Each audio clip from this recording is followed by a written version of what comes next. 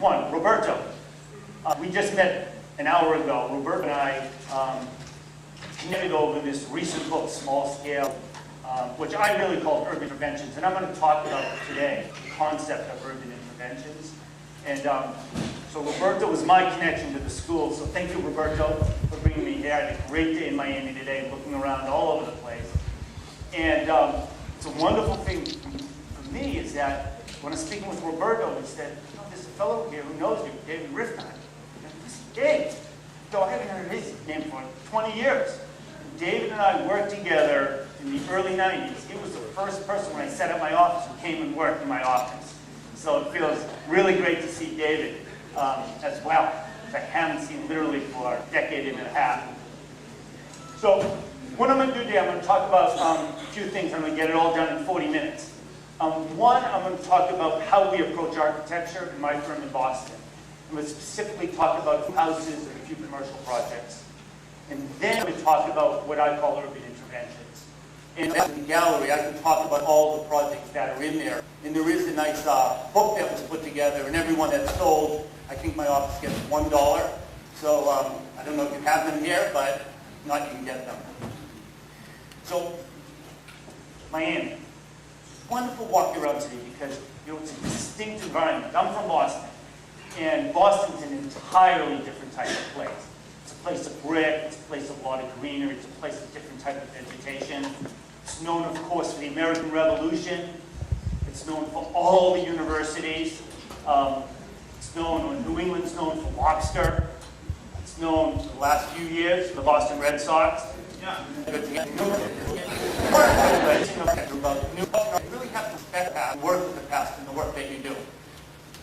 It's known for the communities around Boston and in New England, these traditional villages that have a great fabric, architectural fabric. Unfortunately, it's known, like everywhere else, for terrible subdivisions, and I understand there's a few of them here in Miami. It's known for wonderful beaches that we use 3 months out of the year. It's known for New England, great fall foliage, the changing of the seasons. It's known for snow. Tough winters, so we have hot summers and tough winters.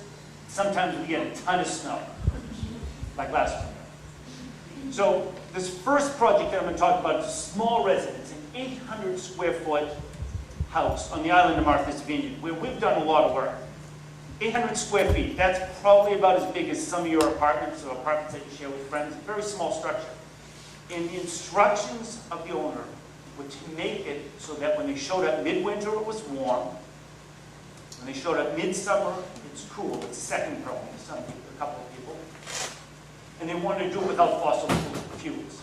So what we did, and something that I hope you're studying here, is we designed it as a passive solar house. And that means you have a specific amount of solar glazing, and you have a specific amount of thermal mass. And it's not a guess, it's something you work out.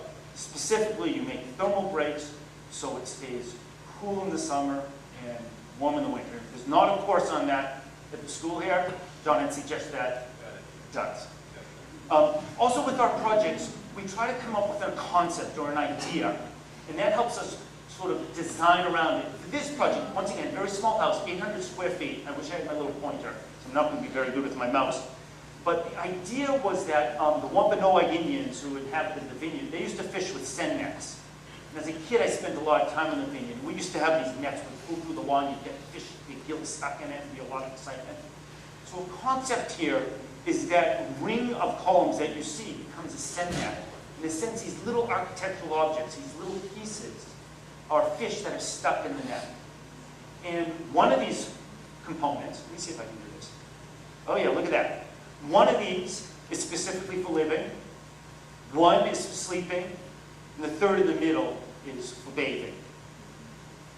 And that idea of fish stuck in net gave us reasons to do things. And one is to clad the roof with these lead-coated copper scales in a sense. And it doesn't jump out and say fish, but for us as architects, it gives us direction and approach to do things.